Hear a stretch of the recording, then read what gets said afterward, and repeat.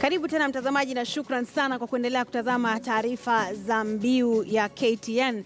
Na kama nilivyokuarifu, tukienda mapumzikoni mtazamaji, nitakupeleka moja kwa moja hadi bungeni ambapo kamati ya bunge ya uhasibu imewasilisha ripoti bungeni kuhusu fedha ambazo zilipotea za NYS. Na kama ripoti hii imewasilishwa bungeni na mbunge wa Raried ambaye ni Nicholas Gumbo, ikiwa na mapendekezo mbalimbali mkiwemo aliyekuwa waziri wa ugatuzi Bi Anne Waiguru kuchunguzwa lifestyle yake, kuchunguzwa vile gavana wa benki kuu kufanyiwa uchunguzi, na vile Waiguru kuzuiwa kuhudumu katika afisi yoyote ya umma. Na basi nitakupeleka moja kwa moja ili tupate kusikia yanayoendelea bungeni. Accepted themselves several times that the orchestra of NYS scandal is none other than Waiguru, and yet they have the energy, they have the power, they have the heart of even handing over the certificate to the same person to be responsible for billions and billions of shillings that will go into Kirinyaga County, Mr. Speaker. What is happening in this nation? What is happening in this country? Each and every person in this country needs to go deep inside their souls, search inside their souls, and ask themselves, are they doing the favor to this country, or they are spoiling this country forever? We might sit here, we can sit here, we can go to press and blame the leadership, blame everybody. But what is happening is more individual, because when somebody stands up, wakes up at 6 o'clock in the morning, goes to a polling station, puts his or her hand next and puts a tick next to somebody who has been, it is not even a secret, it has been in public domain since this scandal started, that Anne Waiguru is the one that orchestrated it. And yet people can still vote for her. They now see her as a hero, and they are giving her a responsibility of stealing more money. There is a saying that says, mangi see, mangi do. If we can prosecute, if we can punish the people that steal money from this nation, what will our children learn from it? Because our children will do what we as parents do. That's why we say, mangi see, mangi do. They are seeing what we are doing. When we vote, they are seeing what kind of people we vote. And the same thing they will do because they have seen us do it. And I'm asking the Kenyan citizens, wherever they are, you have been given a responsibility to elect your leaders, to elect leaders who can represent us well. Don't elect thieves.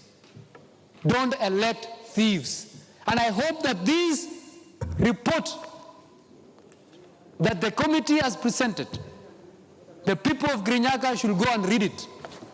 It should be in every library in Kirinyaga. Should be in every school in Kirinyaga. Should be everywhere, every radio station, Kikao radio station, should be reading this thing to their people so that they can know that the person they're about to elect as the governor is a very big thief and an orchestra of a very big scandal that Jubilee will be remembered for. And if I was the president of this country, Mr. Uhuru Kenyatta, I'll make sure that she doesn't receive the certificate. Because people will not remember Waiguru, but people will remember NYS, and people will remember Uhuru Kenyatta for. The same way we remember Golden Bag. And when you talk about Golden Bag, you know Moi. When you talk about Anglo leasing, you know Kibaki. Now when you talk about NYS, you will talk about Uhuru Kenyatta. Mr. Speaker, as a member of a committee, that NYS is part of our responsibility, the Labor Committee. Mr. Speaker, when the first time this thing came to our committee, I stood up myself and I said, Mr. Speaker, what we are doing as a country is we are not doing a right thing. When the money and the budget of NYS came in, we live in a country, we accept it or not, we live in a country of vultures. And whenever there is meat, vultures run into. What we did as a house and the government was put meat in NYS, and all the vultures ran to NYS. That was the first mistake we did. NYS didn't have structures. NYS, when it was started before, Mr. Speaker, was a system to train young men. It was just a training. It was like a military training. It didn't have capacity. Na mtazamaji, hivyo ndivyo hali ilivyo katika bunge, ripoti ikiendelea kujadiliwa kuhusiana na fedha zilizopotea, fedha za NYS. Tutaendelea kufuatilia taarifa hiyo mtazamaji, na tutaweza kukuletea yatakayojiri ama yale yatakayosemwa bungeni hii leo katika taarifa zetu za habari zitakazofuatia. Na awamu hii sherehe za sikukuu ya Madaraka mtazamaji zitafanyika katika kaunti ya Nyeri, ambapo maandalizi ya kina yanaendelea katika uwanja wa Kabuiruini ambapo sherehe hizo zitafanyika. Utaratibu unaendelea na humo unatarajiwa kugharimu shilingi milioni 70. Hii ni kwa mujibu wa katibu wa kaunti hiyo ambaye ni Alice Wachira. Mwenyekiti wa kamati ya sherehe za kitaifa Mohamed Bara amesema kwamba usalama ndio jambo ambalo linapewa kipaumbele zaidi.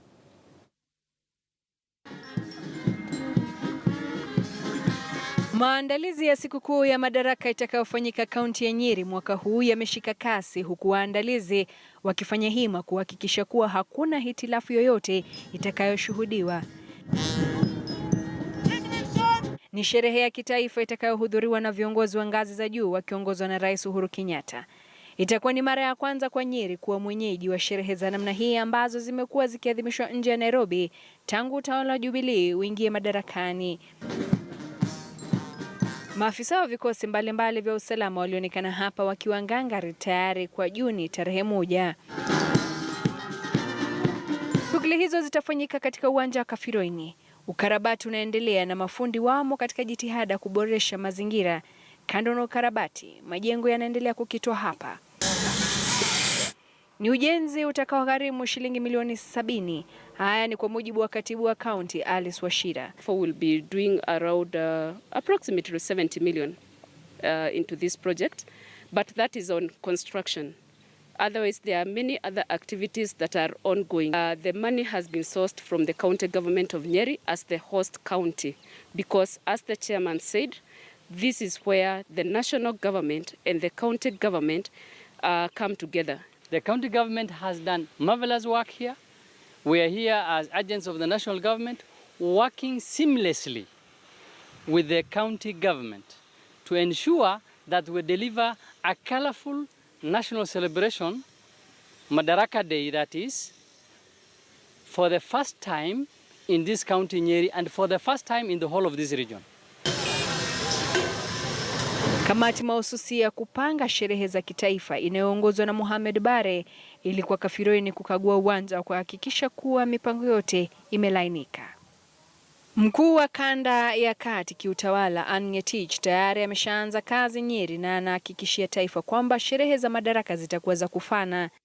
Everything that is going on, the preparations is being done by local Nyeri people in readiness to host all Kenyans into Nyeri. Kubadilishwa kwa taswira ya Kafiroini kutafanya uwanja huu wa ASK kupanda hadhi. Afisa mkuu mtendaji wa shirika la maonyesho ya kilimo nchini Bartram Muthoka ni mmoja wa wanakamati. Uwanja huu utakuwa wa kimataifa na hata baada ya sherehe za Madaraka, timu ya soka ya Gor Mahia itakuja Nyeri kucheza na timu moja ya Nyeri. We really give the people of Nyeri a good stadium. What I can say even here, as you can see the works that are ongoing, it will also be almost a stadium. Kafiroini is now developed to a level whereby it can also host sports. Is envisaged to become the third ASK international show, basically based on what we've just seen. Usalama umezingatiwa kwa dhati. Ni sherehe ya 3 ya kitaifa itakayofanyika nje ya Nairobi. Machakos na Nakuru zilitangulia. Carol Nderiketi, Nyeri.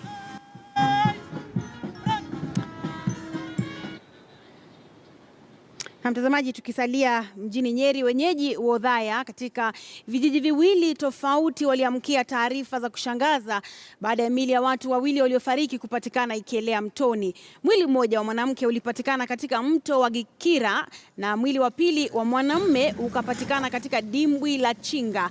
Na kwa mujibu wa naibu wa kamishna wa kaunti ya Othaya Stanley Kamande, haijabanika haswa miili hiyo ni akina nani, japo uchunguzi tayari umeanza. Kule mtoni mkulima mmoja ndiye aliyeuona mwili huo ukielea na kujulisha wenzake, na kwa upande mwingine wa Chinga wavuvi ndio waliona mwili wa pili.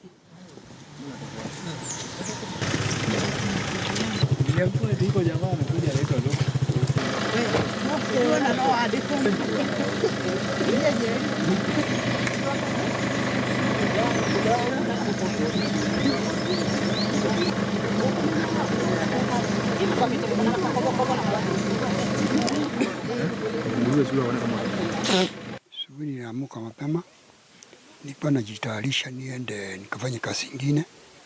Nikaona hewa haiwezi fanya kazi vizuri, nikateremka chini, nikapeleka mbolea huko. Baada ya kupeleka mbolea, nikateremka chini kidogo, nikaona mtu umejaa. Sasa na nilikuwa huko, nilikuwa natarajia kukata majani. Kuangalia nikaona kitu kama nguo, nikachundia, nikaona hii ni nguo, inakataa nguo manake maji ilikuwa mingi. Baada ya muda mfupi nikaona kijana mwingine yule anafanya kazi kwa maniba, nikamuita. Nikamwambia hebu angalia utuambie hii ni nini. Akasema hii ni nguo, hii ni mtu. Nikamwambia una hakika ni mtu? Ni mtu. Hata hapa kiunoni mimi naona mwili yake inaonekana ni mtu. Now, this morning we received the report that there is somebody who has been drowned in the river, and we were informed by Nibakumi elders, and immediately we took action.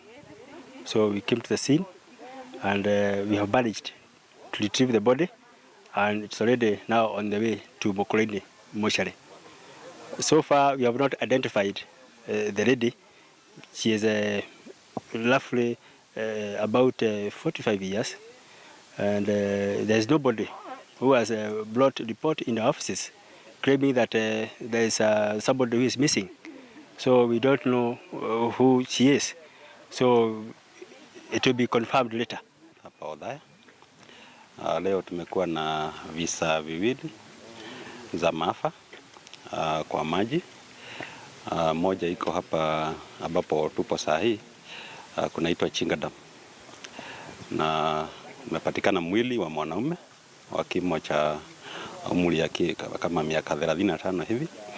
Majina hajulikani, lakini polisi watafanya uchunguzi ili waweze kujua identity ya hiyo mwili, na mwili imepelekwa kuhifadhiwa kwa chumba cha maiti. Tena leo asubuhi tulipashwa habari kwamba kuna mwili mwingine umepatikana kwa mto inaitwa Gikira, na hiyo mwili ilikuwa ya mama wa umri ya kama miaka 40 hivi. Vile vile hata yeye hajulikani majina, manake hata yeye hakuwa na vyeti vya kitambulisho. Inachunguzwa, miili yote imepelekwa kwa mortuary. Nataka kusema ni huzuni kwa maafa haya, na kwa wale labda wamehusika tutakuja kujua baadaye labda kiini cha hizo vifo.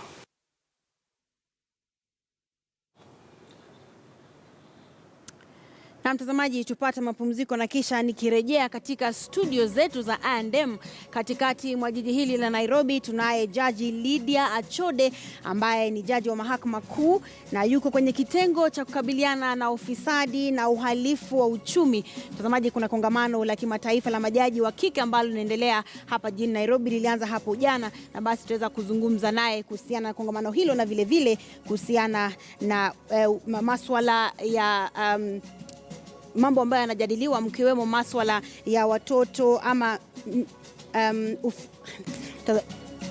mtazamaji, ni masuala ambayo yanahusiana na watoto ambao wanashirikiana kwenye vitendo vya ndoa. Je, kesi hizo zinasuluhishwa vipi? Na kwa jumla ni masuala yanayohusu na dhulma